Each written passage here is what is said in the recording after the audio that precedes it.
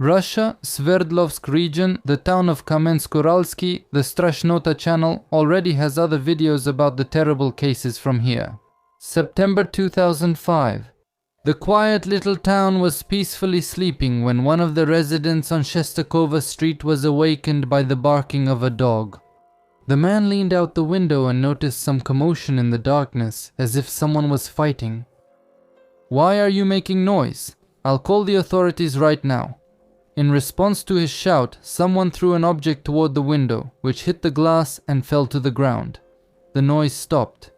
The man dismissed it and went back to sleep, not knowing that he had just witnessed an attack on the victim of a serial criminal. In the morning, the yard was cordoned off by the police. On the ground, the half-naked body of a young girl was found, strangled with the leg of her own jeans.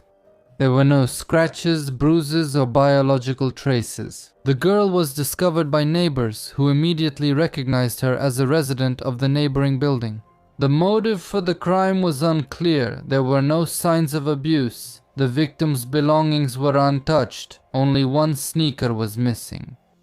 The fact that the girl was undressed suggested that the perpetrator intended to commit indecent acts, but for some reason did not do so. Either he was unable to for physiological reasons, or someone scared him off. The investigators began questioning the neighbors and then found a witness, a man who had shouted at the people disturbing the peace. There they also found the victim's second sneaker. The perpetrator threw it at the witness to make him step back from the window. And the witness really didn't see anything important.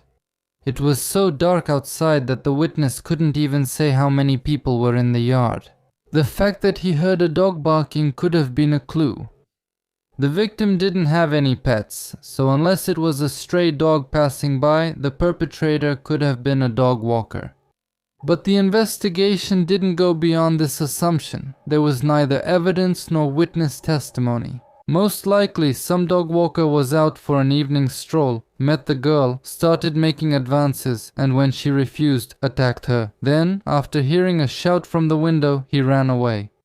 The case was shelved, but 3 months later, a new crime occurred. In December 2005, guests of one of the local health resorts went for a walk to the Iset River after lunch. There was a girl in a beige coat lying on the path. The couple ran over to help, but quickly realized that the girl was dead. There was a purse lying next to the body, and inside it were an untouched wallet and a passport, so it wasn't a robbery. There were dog tracks in the surrounding snow. The examination showed that there were no signs of sexual assault or struggle on the body, only a mark from a ligature on the neck.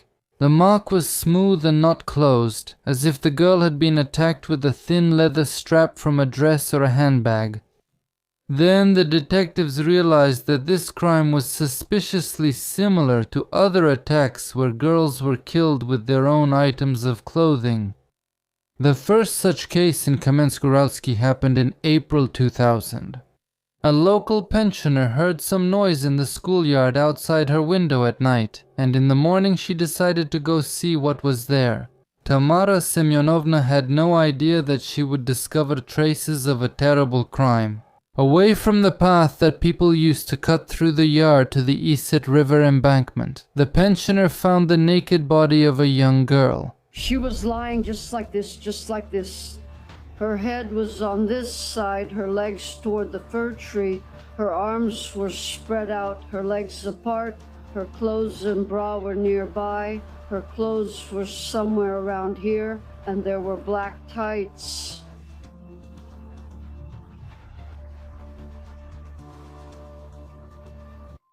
Her arms were spread out. The girl had only black tights on her, tightened in a tight noose around her neck. Not far away they found the victim's belongings, a fancy blue dress, torn underwear, and a purse from which the criminal didn't take anything. The examination showed that the girl died around midnight, and before that she was brutally assaulted. Various bruises and internal tears were found on the body. Inside, however, there were no biological traces. There were no witnesses either, even though the place is quite busy. Did the girl really not call for help? The investigators suggested that the girl knew her attacker. It turned out that on that evening, the 17-year-old college student was returning from a disco. She left together with her friend and said goodbye not far from the ill-fated courtyard. Her boyfriend was supposed to meet the deceased daughter, and at first suspicion fell on him, but the young man had an alibi. That evening he was urgently called to work, and the guy had no motive either. The couple had a good relationship. They had been dating since school and were planning to get married. At the funeral, he put a wedding ring on the finger of his beloved lying in the coffin.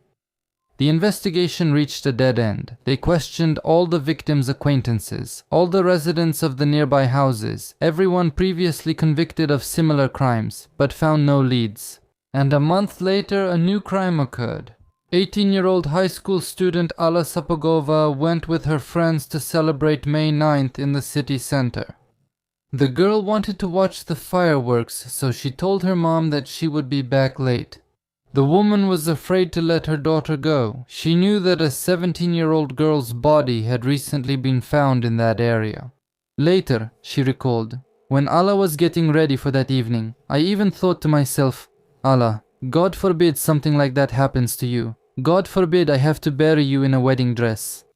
But the parents had no reason not to let their adult daughter go to the celebration. Alla was kind and easygoing. She did well in school and was planning to study law. No one expected her to behave recklessly, so when the girl didn't return by midnight, her parents became worried. But there were no mobile phones back then. Her mother didn't sleep all night, and in the morning she ran to the police. There she was met with terrible news. The body of Alla was found by a local dog walker. Not far from the square where the celebration was held, there were drag marks, and in a small depression in the ground in the forest park by the Iset, the girl's body was lying there, covered with leaves. The criminal tightened the belt from Alla's own raincoat around her neck, but there were no signs of assault, and the detectives found no reason to connect this crime with the previous one. A few months later, the body of a 29-year-old woman was found in a 9-story building on Kamenskaya Street. She lived on the top floor of that building, was divorced, and was raising her mother. Next to her apartment, there was a stairwell leading to the technical floor. There, the girl was found dead by her neighbors on the stairwell. She was undressed, her clothes were neatly folded nearby, and an unfinished bottle of wine was lying not far away. There were no signs of dragging or struggle. Everything looked as if a date had ended badly here. The perpetrator had tightened a ligature around the woman's neck. She couldn't have left the house. She couldn't leave. In such a position, it's impossible to take someone's life by squeezing their neck, which means the criminal mocked the body after death. No biological traces, no witnesses, no evidence. They only found a smudged fingerprint, but it was ruined by alcohol. The perpetrator got their hand dirty with red wine. At that time, the investigators had no reason to connect these cases. The victims were too different, and there was no common motive. But rumors began to spread among the townspeople about a maniac who was attacking young women. People were afraid to let their daughters leave the house alone, but the string of crimes stopped for 4 years. Maybe there really was no connection between the 3 crimes. When people calmed down and forgot about these terrible incidents, 2 more attacks happened. In September and October of 2005. Now it was clear that there was a serial killer in the city who was tightening items of the girls' own clothing around their necks. In the last 2 cases, dog tracks were seen near the crime scenes and barking was heard. This led the investigators to think that the killer might have been a dog owner. Usually, people who walk their dogs in the neighborhood see each other every day and are familiar with each other. All the residents of the nearby houses were questioned again to find out if there had been any suspicious dog owner that day. And the neighbors of the girl who lost her life in the yard on Shestakova remembered that they really did see a stranger that evening who never appeared there again. The man was walking a fighting breed dog. This could have been a clue. In a small town, there are usually few dogs of a certain breed, and fighting breeds are especially rare. They started questioning everyone who had a similar dog, and there were no more than 50 of them. But none of the owners could have been the killer attacking women, another dead end. This time, the detectives couldn't find a single clue, and the Kamensk strangler case was shelved for a long 17 years. During this time, there were no similar attacks in the city, and the killer was almost completely forgotten. But in 2014, the investigative committee created a department to work on unsolved criminal cases from previous years. The police were going through the archives, and in 2022 they came across a case about a suspected series of attacks. At first glance, it seemed like there was no hope, no witnesses, no evidence. There was almost no video surveillance at that time, and the perpetrator didn't leave any biological traces. But one of the investigators paid attention to the case of the attack on Alla Sapogova. The murderer tore her bra, and to do that, he had to grab the fabric tightly and pull it hard. That means there should have been traces of sweat and skin particles from the attacker left on that item. In 2022, the possibilities for forensic examination were much greater than in 2000. The evidence was taken from storage, and indeed a sweat and grease trace was found on the victim's underwear. Modern technology made it possible to extract a concentrate from the stain containing a man's genetic profile, which was then compared with the existing database. And they found a match. The trace belonged to 44-year-old mechanic Mikhail Neznamov. He was born on February 6, 1979 in Kamensk-Uralsky. He spent his childhood in the Krasnogorsky district, in a 9-story building on Aluminum Street. The end wall of the building faced directly onto the overgrown, bushy and reed-covered bank of the Iset. It was these places, familiar from childhood, that would later become the scene of his crimes. The family lived without any apparent problems. Their situation was considered prosperous. Mikhail studied at Gymnasium No. 9, which he graduated from in the mid-90s. At school, he didn't stand out in any way, behaved calmly, and had no record. After graduation, he received a secondary vocational education and got by with odd jobs, rough work, low pay. He occasionally resorted to petty theft. Mikhail Neznamov first came to the attention of law enforcement in 2001. The details of that criminal case could not be determined.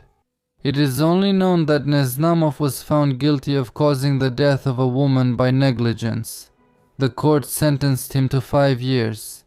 And then the series of attacks on girls stopped, but no one connected this with Neznamov's imprisonment. By the end of 2003, he was released on parole. Then, 2 girls died in 2005. This time, Neznamov was already among the suspects, but no evidence was found.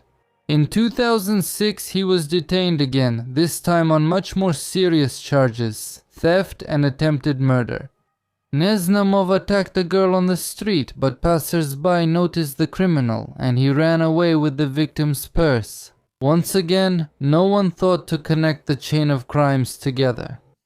The detectives took Mikhail for an ordinary robber. On October 22, 2007, the court sentenced him to 8 years in prison. He served just over half of his sentence and was released again in 2012, again on parole. Neznamov already realized that he was under the watch of law enforcement and decided to lay low. The attacks on women did not resume. In the following years, he was detained several times for theft and robbery, and he tried to get money somehow. During one of these incidents, a DNA sample was taken from him. It was this random procedure that later revealed his true nature. After his release, Neznamov's conflict with his parents escalated. As a result, he had to leave.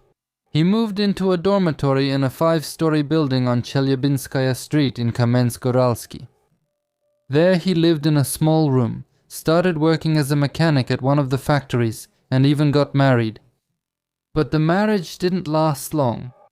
In the following years, Neznamov showed increasingly unhealthy sexual behavior. He spent almost all his free time meeting women.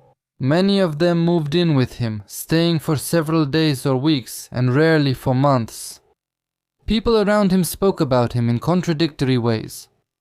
Some said he was sociable, friendly, knew how to smooth over conflicts, and seemed like a good soul. Others said he drank a lot, didn't pay his bills, and accumulated debts, including loans. Neighbors recalled how, when drunk, he behaved aggressively, made noise, caused scenes, and quarreled both with the residents and with the bailiffs. Over time, Neznamov got stuck in debt. He owed about 50,000 for utilities. In addition, he took out loans totaling $500,000. The bailiffs of Kamensk-Uralsky are still unsuccessfully trying to recover this money. At the same time, judging by his social media pages, he didn't have any problems with women.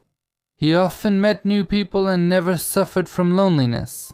An interesting detail: from June 2018 to May 2022, Mikhail Neznamov was listed as a candidate for juror at the district court. Whether he actually participated in real court sessions or managed to influence someone's fate is unknown, but his very presence on this list looks interesting. On February 4th, 2023, Mikhail Neznamov's car was stopped with the armed support of SOBR. He was detained in the parking lot at the entrance to the market. At first, he wasn't going to make contact. He acted like a character from the movie The Meeting Place Cannot Be Changed. He told the detective, "Well, prove it, boss." Despite the fact that more than 20 years had passed since the murder, investigators began to thoroughly comb through everything. They conducted searches in the apartments where Neznamov lived, as well as at his parents' place. They especially hoped that the outer clothing or shoes of the victim who Neznamov attacked in 2000 were still preserved somewhere, but they were unable to find any evidence. Nevertheless, the investigation found witnesses. Their testimonies fit the overall picture and confirmed Neznamov's guilt. One of them recalled seeing Mikhail with a dog on the very day when a woman was attacked in the city and a strap was tightened around her neck, which turned out to be a dog leash. In another case, it was established that Neznamov's mother was at work, and soon after, another murder occurred nearby. Investigators questioned Mikhail's first fiancée, who broke up with him many years ago and moved to another region. The woman turned out to be a valuable witness. She said that during moments of aggression, she was afraid of her fiancé because he had a tendency to grab her by the throat in a fit of anger. It also turned out that her sister studied at the same college as Neznamov's first victim. That's what the investigators assumed. V with the baby. She only had a passing acquaintance, but she paid attention to the relationship between them. At that time, Mikhail was not among the suspects. These and other facts collected by the investigators convinced him to start cooperating with the investigation. As part of the deal, Neznamov gave a confession and described in detail how he committed 5 murders. How was she lying? On her side, back, or stomach? Back.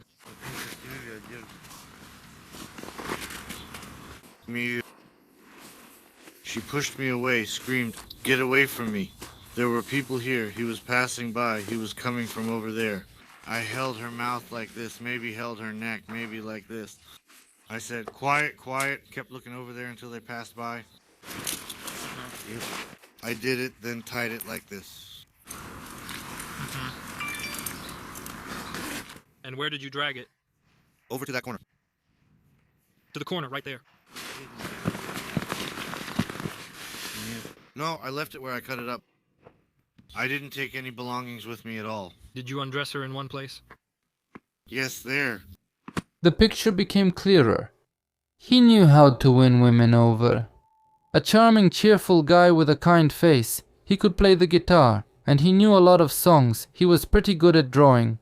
When the boyfriend couldn't meet the first victim after the disco, she saw a familiar face, agreed to let him walk her home, and didn't even have time to scream before Mikhail attacked her in a secluded spot. During the crime reenactment, they deliberately placed the mannequin incorrectly to see if Neznamov remembered the small details of what he had done.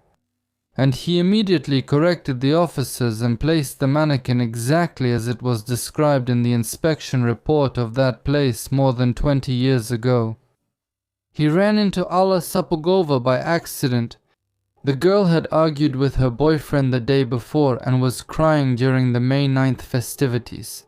Neznamov sensed vulnerability in her, a potential victim, approached and started a conversation. When necessary, he easily transformed into a sensitive conversationalist in whom Alla felt a kindred spirit. The girl chatted with her new acquaintance for a long time until he led her into the overgrown park near the festive square. Neznamov claims that Alla willingly agreed to intimacy, but even if that's true, her compliant nature did not save the girl. Right next to the crowd admiring the fireworks, Neznamov attacked Alla, tightened the belt from her own coat around her neck, then dragged her into a small hollow in the ground, covered her with leaves and placed 2 sticks in a cross on top. A strange gesture for a cold-blooded killer. A few months later, Neznamov met a 29-year-old woman who lived in the same building as his sister. They sometimes ran into each other. They met, started a relationship. The girl didn't suspect anything when Mikhail invited her on a date. The couple met at the entrance, and the woman suggested that instead of freezing outside, they should go up to the attic. On the landing of the last flight of stairs, they drank wine and made love, but Mikhail wasn't satisfied. Neznamov had an ordinary sexual encounter by mutual consent. A pathology flared up in him, one that had been growing in his psyche since childhood, when he witnessed his own uncle take his own life. Later, a head injury in the army and a high libido cemented his aggressive tendencies. In his first relationship, the girl asked Mikhail to grab her tightly by the throat, and that's when he realized what he liked most in women. This defined his entire future life and his relationships with the opposite sex. That's why Mikhail didn't abuse most of his victims. He was specifically aroused by asphyxiation. On a date in the stairwell, even mutual attraction couldn't outweigh his desire to enjoy the victim's agony. Neznamov tightened his lover's t-shirt around her neck, then defiled the body. She died. As a result, he went unnoticed. The next crime landed him behind bars, but Mikhail was lucky.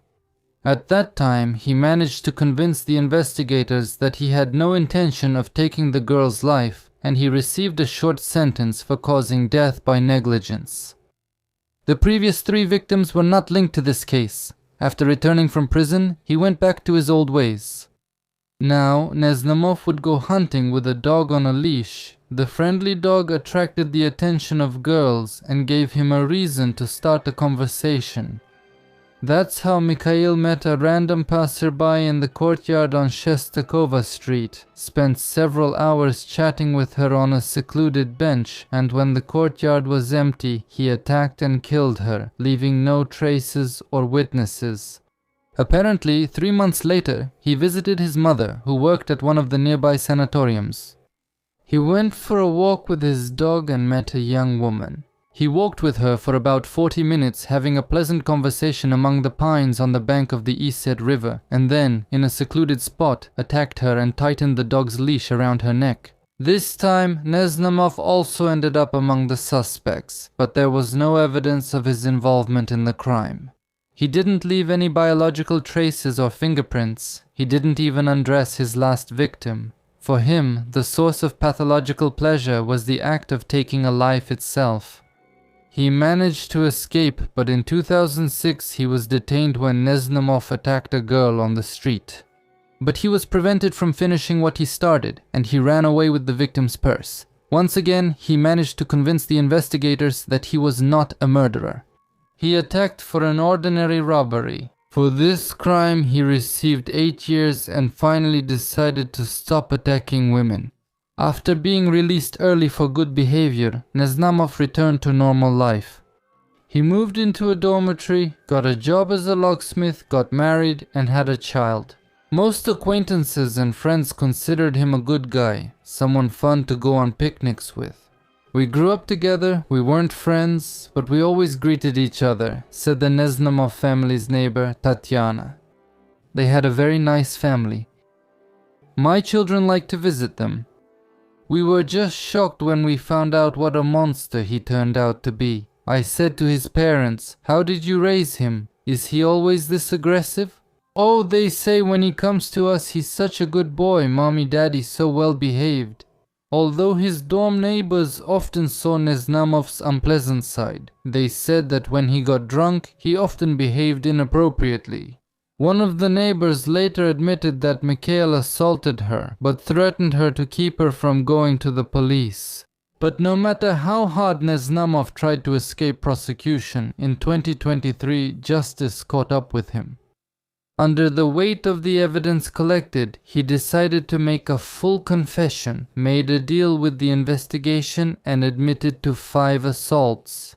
However, the townspeople believe that the list of his victims could be much longer.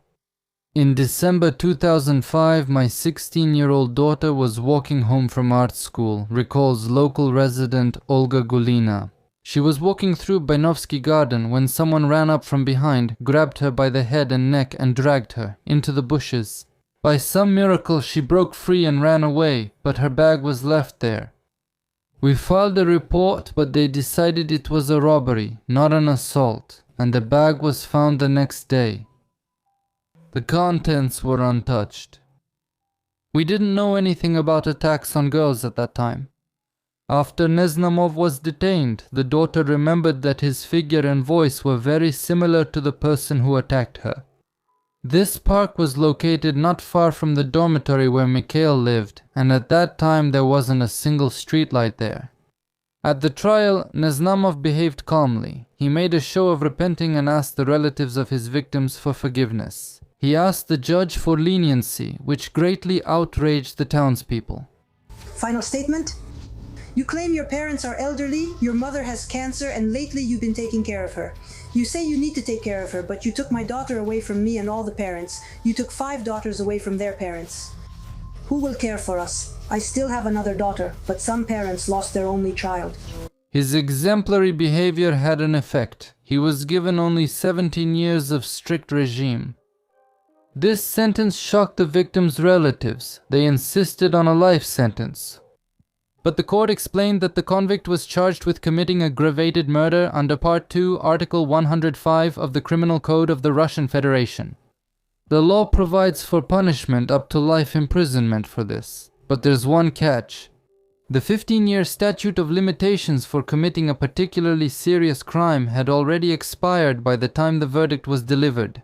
By law, this rules out the possibility of a life sentence. The maximum the court could impose was 20 years of imprisonment. But taking into account that the convicted person assisted the investigation and gave comprehensive confessions, the court sentenced him to 17 years. This seems proportionate and reasonable. Разумным решением. The prosecution prepared a submission in advance in case Neznamov tries to appeal the sentence for mitigation. But no appeal followed, and the document was withdrawn. In fact, he wouldn't have risked anything if he had filed an appeal. Most likely, practical reasons played a role. He just wanted to leave the detention center as soon as possible and go to the colony. Although it's not clear why, they say it's easier to live there. Well, maybe he just didn't get along with his cellmates. Considering his charges, it was hard for him to expect any respect in the detention center. The victim's relatives don't believe he can be rehabilitated. At the trial, Mikhail claimed that he was just young, didn't know how to behave, couldn't handle his alcohol, like he was a fool who didn't know what he was doing.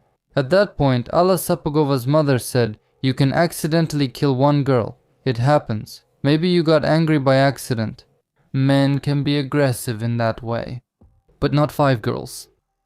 In 2040, Neznamov's term will end. But if no new episodes are added to the case, he will be able to apply for parole in just 12 years and be released in the spring of 2035. By that time, he will be 56 years old. Now let's try to reconstruct the personality profile of Mikhail Neznamov. He looked ordinary on the outside, even pleasant. Since childhood, he was quiet and calm, had no record, attended high school, could draw, played the guitar, and gave the impression of being charming and non-confrontational. However, that was just a facade. Inside, there was a troubled, distorted personality with deeply rooted aggression and a pathological urge to strangle women. His crimes were not spontaneous. These were acts of predatory control, premeditated and planned with the victim's vulnerability in mind. He knew how to win people over, was polite, and created an atmosphere of safety that was disarming. Most people knew him at least superficially and did not expect any threat. At the same time, Mikhail combined outward friendliness with inner coldness, a lack of empathy, and a tendency to derive sadistic satisfaction from strangulation. He left no biological traces, avoided sexual assault, carefully wiped off fingerprints, and cleaned everything with alcohol. His actions showed calculation, deliberation, and a desire to avoid detection. The main source of arousal for him was the very act of strangulation. This indicates a specific sexual deviation, although not necessarily a desire for traditional sexual intercourse. The act of taking a life became a way for him to satisfy his needs for control, power, and domination. He was aroused by the victim's helplessness during the moment of agony. He targeted women who were young, vulnerable, compliant, and lonely. And during the investigation, he recalled the smallest details of the crimes even after 20 years. This indicates not only a good memory, but also the emotional significance of those moments. He was clearly reliving them with deep emotional involvement. At the same time, he led a double life. In everyday life, he gave the impression of a good guy, respected by his neighbors. But when he was drunk, he was aggressive, prone to violence and threats, and in his relationships with women, he used them as objects for his pathology. During interrogations, he was confident. At first, refused to cooperate, behaved provocatively, used role-based defense, and displayed deliberate confidence and cynicism. As for diagnoses, most likely he had dissocial personality disorder, systematically violated norms, acted without empathy or guilt, used people, and felt no remorse. He can also be suspected of sexual sadism, strangling during intimacy, fixation on the victim's suffering, and arousal from domination and control. He likely also suffered from psychopathic-like personality development, which was aggravated by trauma. As a child, when he witnessed his uncle taking his own life, he suffered a head injury. In the army, he also had a high libido and impaired impulse control. Besides, he was guilty. In addition, outside of criminal activity, he displayed dependent and childish behavior. He didn't know how to take responsibility, got stuck in debt, and couldn't cope with stress without alcohol or aggression. He most likely also had an alcohol addiction. He often drank, made scenes, and lost control. All of this made him especially dangerous and unpredictable. In the end, Mikhail Neznamov is a classic hidden predator. On the outside, he was charming, warm, and cheerful. On the inside, he was a sadist with a broken psyche whose arousal was connected to the agony and submission of women. His personality was a mix of psychopathy, sexual deviations, a traumatic past, social degradation, and an outwardly normal appearance. This is what makes him not only a monster, but also one of the most terrifying figures among serial criminals. Quiet, ordinary, almost like one of us. And if you want to order a personality profile, I'll probably leave a post about how to do that below the video, along with the sources for this story and additional materials. And in the comments, write what you think about this case and Mikhail Neznamov. Leave likes, dislikes, and watch other videos on the channel. They come out, even if you don't always watch them. Therefore, Neznamov is notified about this.